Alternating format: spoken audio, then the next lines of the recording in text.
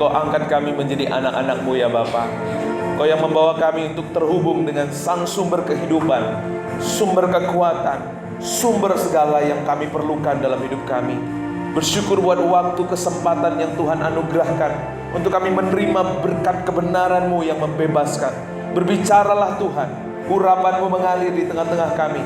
Memakai mulut lidah hamba-Mu menyampaikan isi hati-Mu Tuhan, sehingga kebenaran-Mu menjadi bagian kekal yang tidak pernah bisa diambil oleh apapun dari dunia ini. Dan hidup kami hari demi hari memuliakan nama Tuhan. Kami siap mendengar firman-Mu Bapa. Berbicaralah, biarlah hati kami, hidup kami semakin selaras dengan kebenaran Injil-Mu. Di dalam nama Yesus, Bapak Ibu yang siap mendengar firman Tuhan katakan amin. Silakan duduk. Salam. Wow, luar biasa. Terima kasih Pak Pendeta dan jemaat di tempat ini untuk kesempatan untuk kami bisa melayani. Saya adalah Pendeta Kasta Sitepu dari Gereja Baptis Indonesia Pabaton Bogor. Saya tidak sendiri, bersama dengan yang ganteng-ganteng Pak, yang cantik-cantik memilih ibadah di sono karena takutnya mereka sulit bangun ya. Akhirnya kita yang ganteng-ganteng kesini. Ini ada Pak Prengki Pak, yang dengan kerelaan mendampingi anak muda menyetir dari Bogor ya. Lalu ada Pak Ketua pemuda kami Bang Deo ya, ini Bang Deo. Lalu ada Geraldi, ada Mas Ferdi ya, yang ikut bersama dengan saya. Sangat senang bersama-sama ibadah. Ibadahnya tidak kalah Pak dengan yang di IBYC Pak. Suasananya, hadirat Tuhan sangat luar biasa ya, dalam kesederhanaan tapi menikmati hadirat Tuhan. Puji Tuhan ya. Salam kenal buat Bapak Ibu semua, dan bersyukur ketemu dengan Pak Samosir. Dulu Mbah Pendeta, oh iya, kalau Pak Samosir bukan Mbah Pendeta, Opung Pendeta ya. Opung Pendeta ke kampung saya melayani, saya masih unyu-unyu Pak, masih remaja gitu. Saya mengingat wajah beliau dan Ibu setia, karena gereja kami Gereja Baptis Namo Tating cabang dari Gereja Baptis Indonesia Pertama Medan ya. Puji Tuhan. Kita lihat bersama-sama hari ini firman Tuhan yang tadi kita sudah baca, yaitu Galatia. Nah, judul firman Tuhan hari ini Bapak Ibu adalah sikap Injil. Nah, tema gereja kita menjadi Roma ya Pak ya, bagaimana kita menjadi penyembahnya Tuhan. Ya, kita bisa menyembah Tuhan, kita bisa memuliakan Tuhan melalui kita menghidupi Injil. Ya, Bapak Ibu, hari ini kita dengar kalau kita ke sana kemari gitu ya, ke beberapa tempat yang diomongin apa? Pak, susah ya Pak. Ini zaman susah, zaman Pak Ceklik, zaman ekonomi mandesu gitu ya, sulit gitu kan. Nah, butuh uang. Nah, tapi kalau misalnya Bapak Ibu kita menerima uang yang banyak seperti uang ini, tapi cuman sebelah, mata uangnya cuman sebelah, lalu kita dikasih satu goni uang, tapi cuman mata uangnya sebelah. Ada yang mau Bapak Ibu? Nggak mau ya. Karena apa? Nggak laku Pak. Untuk Bapak aja gitu ya. Nggak laku. Ngapain uang segitu banyak, satu goni nggak laku gitu. Sama dengan iman kita. Iman kita kalau hanya kita tahu tentang Injil, tapi kita tidak memiliki sikap sebagai Injil, maka kita seperti Ibrani katakan, iman tanpa perbuatan. Maka Injil yang kita ketahui tidak ada gunanya, tidak ada faedahnya. Sering kita dengar, Injil adalah kekuatan Allah. Tapi kok saya nggak merasakan kekuatan Allah. Katanya Injil kekuatan Allah. Pada waktu teman-teman yang lain mundur dari pelayanan, mundur dari gereja, kok aku jadi ragu ya melanjutkan pelayanan ini ya. Waktu orang lain mengkritik kita, waktu orang lain mencerca kita karena Yesus, kok aku kayaknya kok mulai uring-uringan ya. Padahal firman Tuhan berkata Injil adalah apa? Kekuatan Allah. Tapi saya bersyukur hari ini mendengar cerita Pak Pendeta Catur waktu gereja ini dilempari batu, malahan apa? Ditaruh batu di depannya supaya lempar lagi, silahkan lempar gitu ya. Tidak membuat mundur ya Pak Pendeta, tapi semangat mempersilahkan mereka untuk. Nah itu wujud dari kekuatan Injil yang membuat kita berbeda dengan dunia. Kalau dunia kan kau lempari ya, aku lempari lagi kau gitu ya. Sama-sama, satu sama gitu. Tapi Injil membuat kita, memampukan kita berbeda dari dunia ini. Karena itu tadi kita sudah baca firman Tuhan dari Galatia. Saya mau tanya Bapak Ibu, ada nggak yang tahu di antara Bapak Ibu apa judul lagu? Ini tebak lagu Pak, kayak kemarin kita. Apa judul lagu yang tadi kita belajar, yang tadi kita baca Alkitab tadi dari Galatia? Ada lagu loh.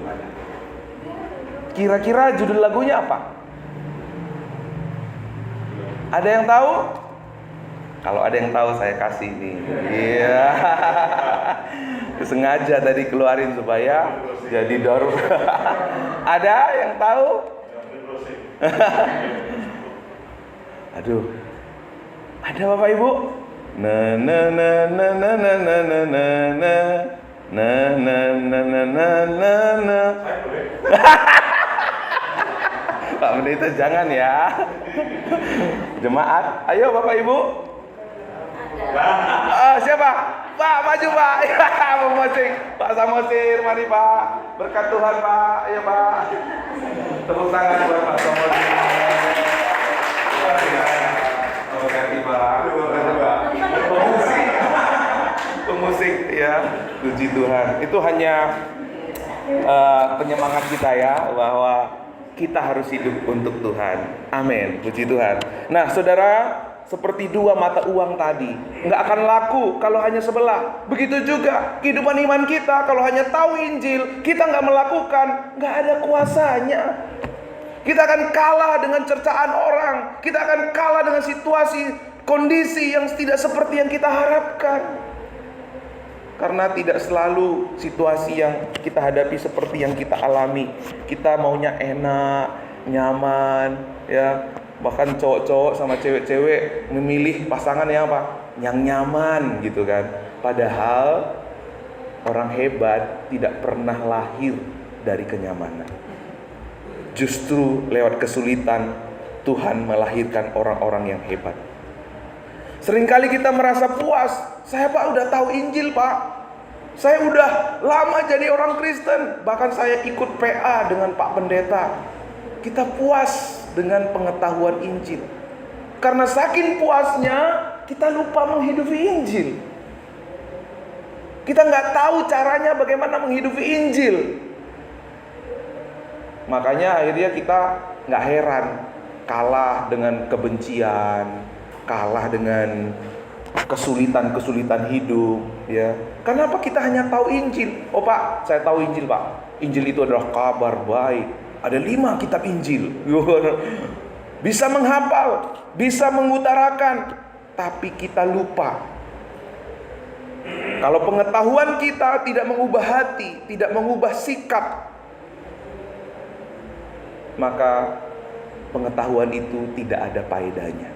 Tujuan kita dipanggil Tuhan bukan untuk mengetahui Injil kabar baik, bukan hanya untuk mengetahui Yesus juru selamat, tapi tujuannya kita adalah untuk mengalaminya dalam hidup kita, untuk mengalami kebenaran Injil di dalam kehidupan kita, bukan hanya untuk diketahui.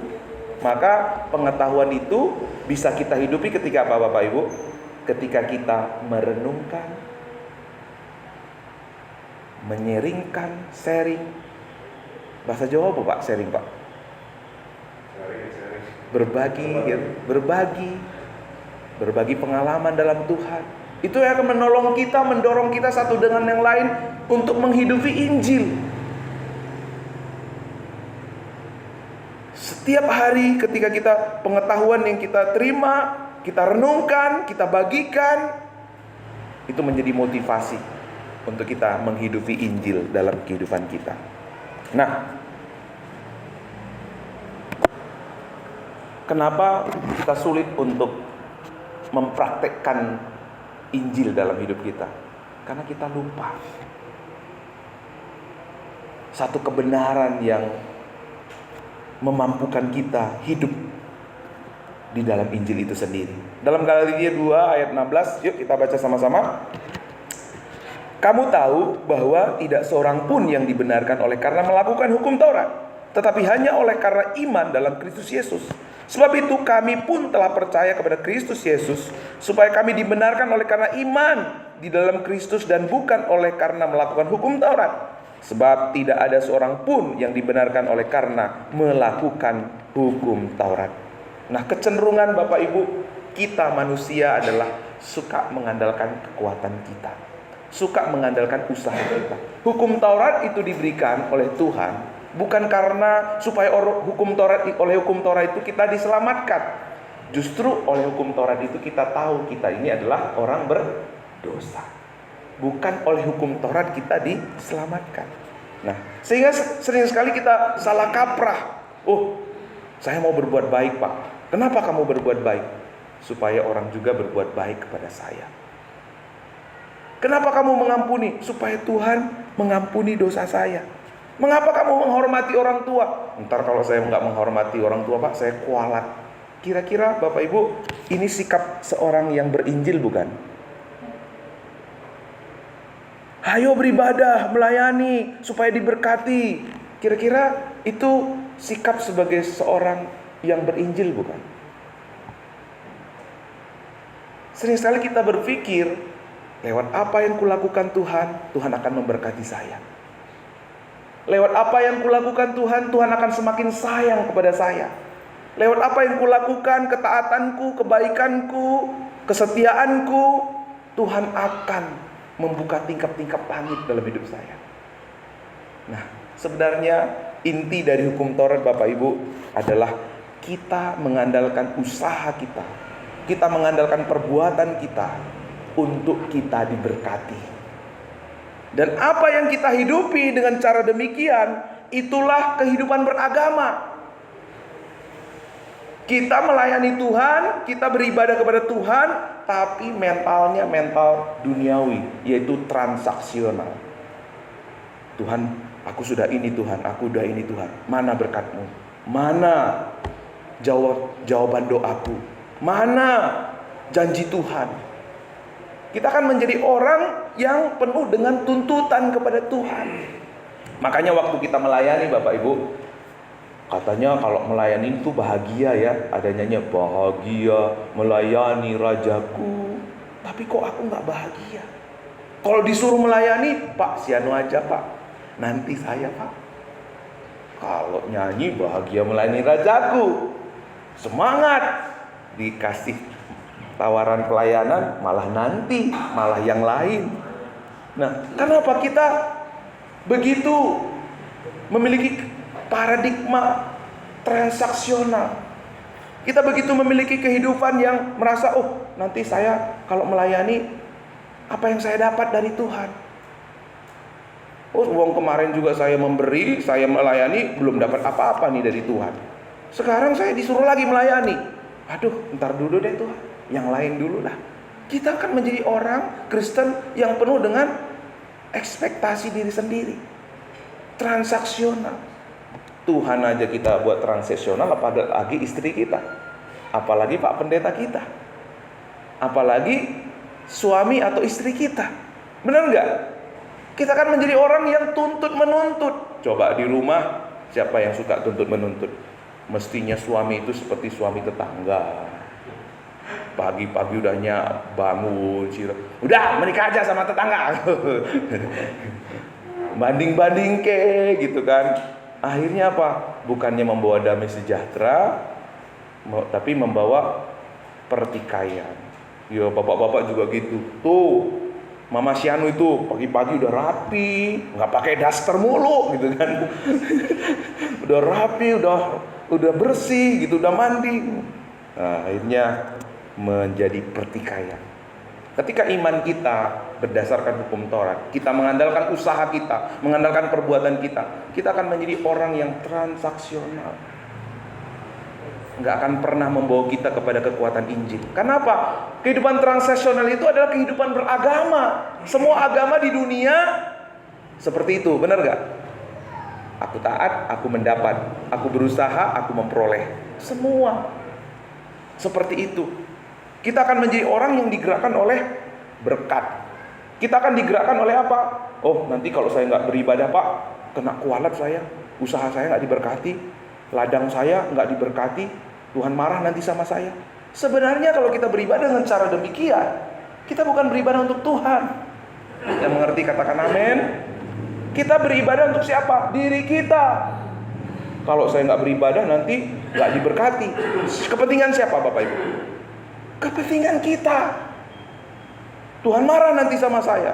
Kualat nanti. Itu semua adalah kekristenan yang hanya level agama. Tapi hari ini jemaat BPW apa Pak? Randusari Tuhan ingin bawa. Bukan hanya menjadi orang Kristen yang beragama, tapi orang Kristen yang berinjil. Yang setuju bilang amin. Saudara dipanggil untuk menjadi orang Kristen yang menghidupi Injil, yang menang, yang memiliki kekuatan mengalahkan segala kekuatan apapun dari dunia ini. Nah, saudara, waktu kita digerakkan oleh reward dan punishment atau berkat dan hukuman, kita akan menjadi orang waktu berhasil akan menjadi sombong.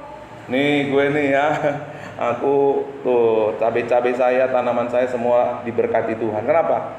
Rajin doa. Lu doa aja, diajak doa susah diajak doa. Kita menghakimi. Atau mungkin kita melihat tanaman tetangga kita begitu diberkati, ternak tetangga kita begitu diberkati. Aduh, kok aku nggak diberkati ya seperti dia?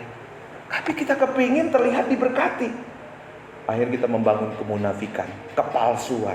Terlihat kita baik, terlihat kita hebat, terlihat kita taat. Tapi sebenarnya di belakang kita penuh dengan kepalsuan. Jadi ketika kita digerakkan oleh reward dan punishment, kita akan menjadi orang yang kanan kiri oke. Waktu berhasil dosa, gagal juga berdosa. Jadi bagaimana solusinya? Tuhan menawarkan jalan yang lain. Makanya Tuhan Yesus bilang, akulah jalan. Jalan agama itu hanya dibuat oleh manusia. Ya, saya taat supaya memperoleh. Itu jalan yang dibuat oleh agama. Tapi ada jalan yang dibuat oleh Tuhan sendiri. Itulah jalan lewat anaknya Yesus Kristus. Jalan ini hanya bisa dibuat oleh Yesus. Tidak bisa kita temukan dimanapun. Tidak kita ditemukan di sistem agama manapun. Hanya kita temukan di dalam Yesus. Itulah namanya kabar baik. Itulah Injil. Injil itu adalah jalan kemenangan kita. Injil itulah jalan yang membawa kita kepada kehidupan yang sesungguhnya. Jalan Injil itu begini. Kenapa kamu beribadah? Bukan lagi supaya diberkati. Bukan lagi supaya nanti Tuhan tidak menghukum saya. Tapi alasan kita beribadah apa Bapak Ibu? Sebagai ungkapan syukur kepada Tuhan. Kita memandang segala sesuatu dari lensa Injil, dari kacamata Injil. Tuhan udah mati buat saya.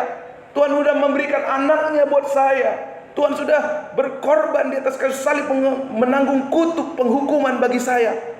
Kalau begitu besar kasih Tuhan kepada saya, apakah saya akan melewatkan saat saya beribadah? Apakah saya akan hitung-hitungan memberi kepada Tuhan? Apakah saya sulit mengampuni musuh saya? Itulah kehidupan Injil. Kita mengampuni bukan untuk diampuni Tuhan. Kita sudah diampuni Tuhan. Kita memberkati bukan supaya diberkati, karena kita sudah diberkati Tuhan. Kita menolong, beribadah, berbakti, itu semua sebagai sarana kita untuk mengungkapkan rasa syukur kepada Tuhan. Bukan lagi transaksional.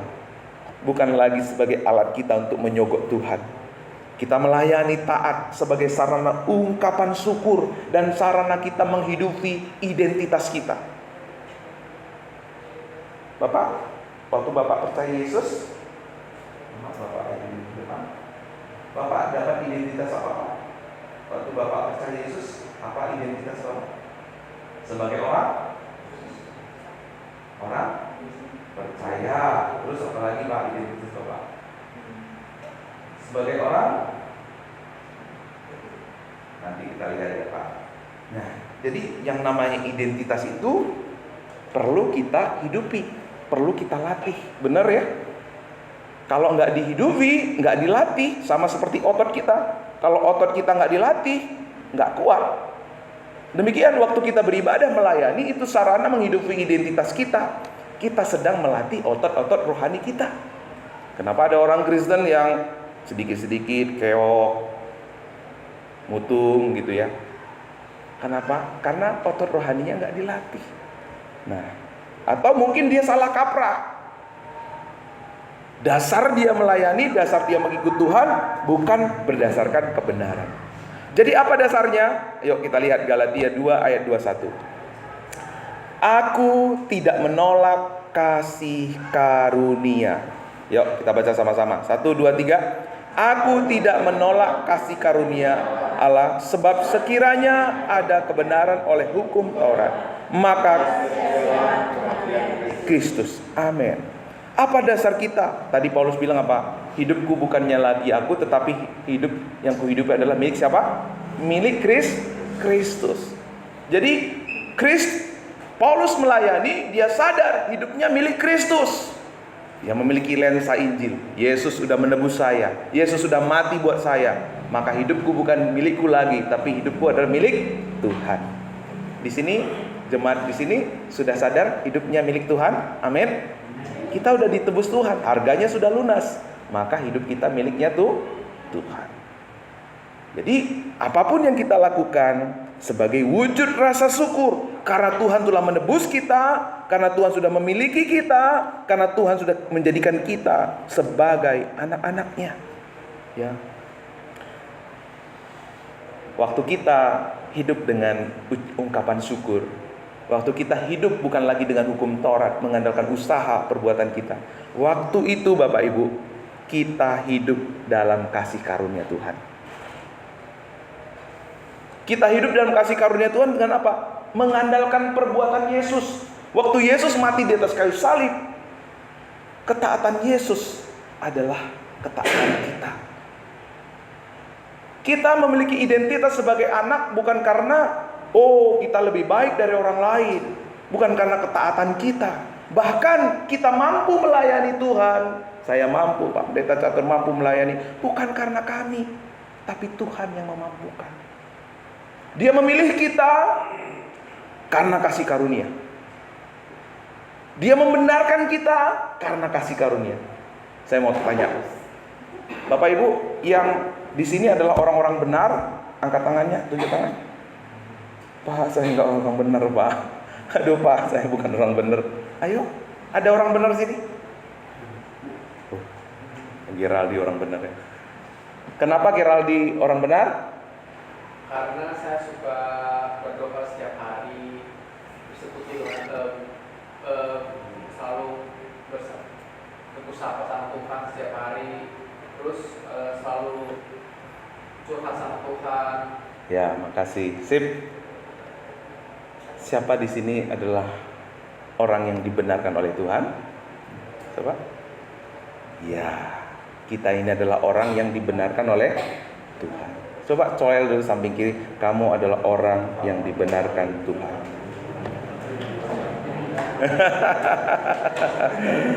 Iya. Waktu Tuhan Yesus mati di atas kayu salib, terjadi yang namanya pertukaran ilahi. Perhatikan Bapak Ibu, waktu Yesus mati di atas kayu salib terjadi yang namanya apa? Pertukaran ilahi. Kebenaran Yesus menjadi kebenaran orang berdosa. Dosa kita menjadi dosanya Tuhan Yesus. Itu namanya pertukaran ilahi. Makanya waktu kita terima Yesus sebagai Tuhan dan Juru Selamat, kita punya identitas sebagai orang yang dibenarkan. Sehingga apa? Mulai hari ini kita beribadah, kita taat firman, kita berdoa, kita melayani, bukan untuk menjadi orang benar, tetapi karena kita sudah dibenarkan Tuhan. Amin. Sehingga waktu kita berdoa, Tuhan jawab doaku enggak ya? Tuhan jawab doaku enggak gitu lagi. Aku orang benar. Waktu Tuhan Yesus bilang, doa orang benar besar kuasanya. Kita berdoa dengan penuh keyakinan, tidak lagi dengan penuh keraguan. Tuhan, kira-kira Tuhan jawab enggak doaku ya? Tadi barusan aku maki orang, tadi barusan aku berantem gitu ya. Kita didakwa iblis. Kalau kita mengandalkan perbuatan kita, kita memberi tempat untuk iblis untuk mendakwa kita, mengintimidasi kita. Bapak Sianu, kamu gak bakalan diberkati. Dulu pernah kamu kan gagal kan? Dulu kamu pernah bohongin orang kan? Kamu gak akan diberkati. Nah, kalau kita melihat perbuatan kita, kita akan kalah dengan dakwaan iblis. Tapi hari ini jangan lihat lagi perbuatan kita, karena tidak seorang pun di antara kita yang benar dengan perbuatan kita. Tapi lihat perbuatan Yesus Kristus. Ia yang membenarkan kita. Maka waktu kita berdoa, iblis mendakwa. Waktu kita berusaha, iblis mendakwa. Kita punya kekuatan, kita punya senjata yang ampuh. Kita bisa bilang, aku berdoa, aku melayani, aku berusaha, aku bekerja, bukan berdasarkan kebenaranku, tapi berdasarkan kebenaran Yesus Kristus yang mati dan seksa. Amin. Kalau orang benar diselamatkan enggak? Diselamatkan? Amin. Jangan ragu-ragu dong. Orang benar kok diselamatkan. Diberkati enggak? Diberkati. Dibela enggak sama Tuhan? Dibela. Itulah Bapak Ibu, Saudara dan saya, orang yang dibenarkan Tuhan. Sehingga waktu kita tahu kita melayani, beribadah, bekerja sebagai orang dibenarkan, kita penuh dengan keyakinan, enggak lagi dengan keraguan. Waktu saudara beribadah, penuh dengan sukacita, kelegaan, karena kita sudah dibenarkan oleh Tuhan. Jadi Bapak Ibu, Injil itu bukan nasihat praktis, bukan langkah-langkah praktis. Injil itu bukan tentang aturan hidup. Injil adalah kekuatan Allah yang mengubah hati kita terlebih dahulu, sehingga hati kita yang diubah Tuhan, maka pikiran kita, perkataan kita juga diubah Tuhan. Agama beda. Agama mengubah dari luar, kulitnya doang diubah, casingnya saja diubah. Casingnya apel, tapi dalamnya Xiaomi. Agama hanya berkata jangan. Betul ya? Gak boleh. Orang mungkin berubah, tapi dalamnya gak berubah. Karena apa? Dia gak curi lagi karena takut. Betul? Tapi hatinya gak berubah. Besok ketakutannya hilang, dia kembali lagi kepada kebiasaan buruknya. Itulah agama. Agama tidak pernah bisa mengubah siapapun, tapi Yesus mengubah kita dari dalam. Makanya Tuhan bilang, aku akan menaruh hukumku dalam hatimu. Sehingga apa? Kita tidak perlu lagi di warning. Pak Pendeta tidak perlu. Orang yang sudah mengalami Injil, Pak Pendeta tidak perlu lagi dorong-dorong, tarik-tarik. Gak perlu. Hukum ada di hati. Tuhan, kalau Tuhan sudah begitu luar biasa mati buat aku mau memberikan hidupku untuk Tuhan. Aku belum meneteskan darah untuk dalam melayani Tuhan. Apapun akan kuberikan untuk Tuhan. Yang setuju bilang amin. Amin. Waktu saudara mengalami Injil akan terlihat jelas. Waktu saudara sungguh-sungguh udah diubah Injil hatinya, akan terlihat jelas dari cara kita memperlakukan orang lain. Cara kita memperlakukan istri, suami, anak-anak pasti berbeda. Seperti Pak Pendeta tadi, caranya memperlakukan anak-anak yang melempar gereja berbeda dengan dunia. Itulah kekuatan Injil. Kalau kita sama dengan dunia, bagaimana kita bisa menjadi saksi Kristus? Paulus sudah ngalamin Injil. Kalau Bapak Ibu lihat nanti dari pasal 1 ayat 1 sampai 5, Paulus di situ menunjukkan kepada kita bagaimana dia itu diubahkan oleh Injil. Bagaimana Paulus yang tadinya pembunuh, tadinya orang yang menganiaya Kristen, orang Kristen, hidupnya diubah 180 derajat. Kehidupannya berubah bukan karena agama, tetapi karena Yesus mengubah hatinya. Apa yang dia cari selama ini ternyata hanya ada di dalam Yesus. Dia bukan hanya membayar lunas hutang dosa kita, tetapi dia menyerahkan dirinya sebagai ganti dosa-dosa kita. Nah, jadi Bapak Ibu, sesungguhnya Injil bukan sekedar Allah mengampuni dosa kita, melainkan Allah menjadi dosa sehingga kita menerima kebenaran Allah. Inilah kebenaran Injil. Kristus sang pemilik kehidupan harusnya mengalami kematian, harus mengalami kematian di atas salib agar kita yang seharusnya mati karena dosa dapat menerima hidup yang kekal. Kristus sang kebenaran yang tidak mengenal dosa menjadi dosa supaya kita yang seringkali merasa diri benar, seringkali berusaha benar, dapat menerima kebenaran sejati dari Allah. Kristus sang hakim yang adil harus mengalami ketidakadilan, bahkan divonis bersalah agar kita yang bersalah dan harus dihukum dapat hidup dalam kebebasan bagi kemuliaan Allah. Kristus sang pemberi kasih karunia rela ditolak yang terbesar mau yang menjadi yang terkecil, supaya kita seharusnya yang ditolak, seharusnya kita yang terkecil, seharusnya kita dibinasakan, kita diterima, kita didampingi Allah. Supaya kita yang bersalah, supaya kita yang selama ini terkungkung dalam dakwaan iblis, terkungkung dalam rasa bersalah, dibebaskan, dimampukan untuk bersyukur. Ungkapan syukur pasti akan mengalir bagi orang-orang yang mengalami Injil. Ungkapan syukur akan membuat kita berbeda dengan dunia ini, sehingga orang-orang yang sudah mendengar dan mengalami Injil dalam dirinya akan mengalir kehidupan, menjadi sungai kehidupan. Kita akan menjadi kesaksian. Kenapa? Ketulusan, kerelaan, keikhlasan ada pada kita. Kita berbuat baik bukan karena pamrih lagi, tapi karena kita sudah mengalami kebaikan Tuhan, sudah mengalami kasih Tuhan, dan kita nggak bisa membendung kasih itu. Itulah terpancar lewat saudara dan saya. Sehingga banyak orang akan merasakan, aku belum pernah bertemu dengan orang yang begitu mengasihi. Sehingga banyak orang akan merasakan kasih kebenaran Kristus lewat Bapak Ibu Saudara di tempat ini. Amin. Karena Tuhan akan memampukan kita untuk selaras dengan Injil. Ya, kita hidup dalam ungkapan syukur. Jadi perenungan kita hari ini Bapak Ibu, ketika kita merasa diri kita gagal, atau ketika diri kita merasa diri kita berhasil dalam hidup kita, apakah semua itu sudah digerakkan oleh Injil? Apakah kita sudah memandang dari kacamata Injil?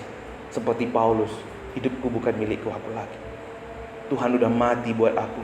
Tuhan udah membenarkan aku. Dia sudah mengangkat aku menjadi anaknya. Maka aku mau memberi hidupku untuk Tuhan. Aku mau mengungkapkan syukur. Aku mau menghidupi identitas yang Tuhan anugerahkan dalam kehidupanku. Mari semua tunduk kepala.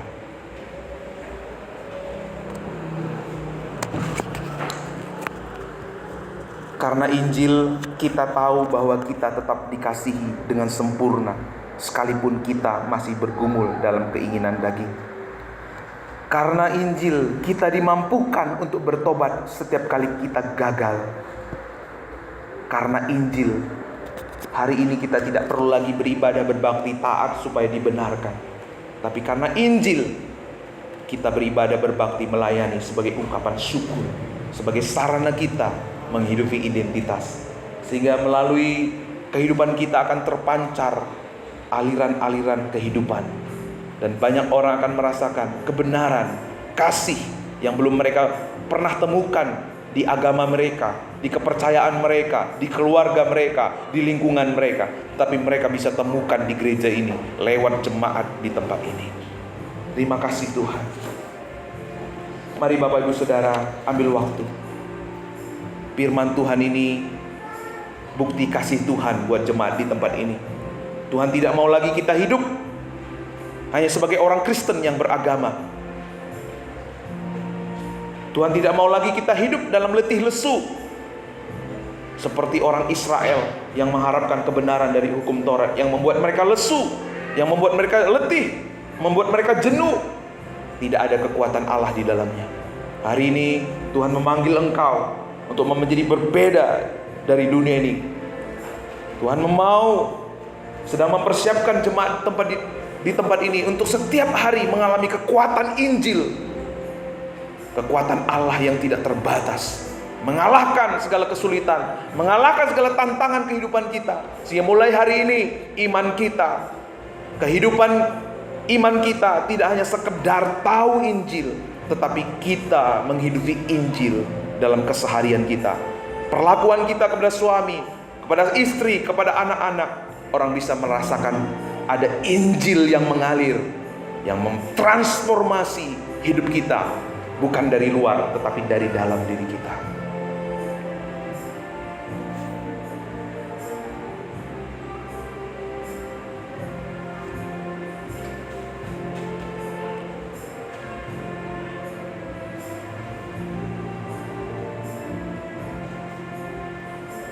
Saat ini mungkin ada di antara Bapak Ibu yang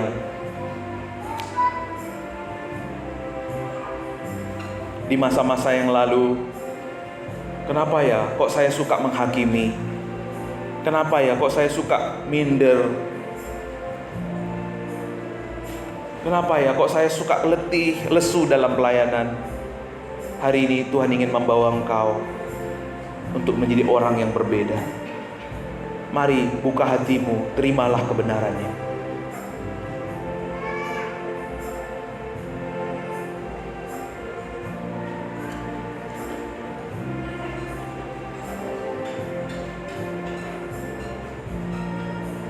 Terima kasih Tuhan untuk kebenaran firman-Mu. Berbicaralah kepada umat-Mu di tempat ini Bapa. Hamba-Mu sudah selesai berkata-kata, tapi biar Engkau yang bekerja melampaui apa yang hamba-Mu sampaikan, dan kebenaran-Mu mengubah kami. Injil-Mu nyata dalam sikap dan perbuatan kami. Terima kasih Tuhan.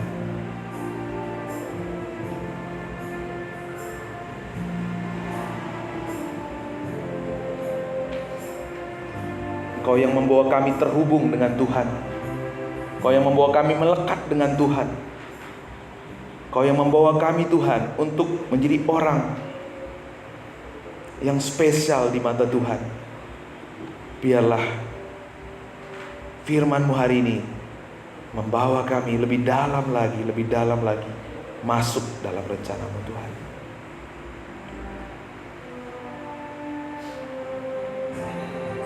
Kau yang layakkan seluruh hidup kami. Kau yang mampukan kami untuk hidup sesuai dengan kehendak-Mu ya Tuhan. Saya undang Bapak Ibu untuk bangkit berdiri. Kita nyanyikan pujian ini sebagai ungkapan syukur karena kasih-Nya yang begitu besar. Saya panggil singer.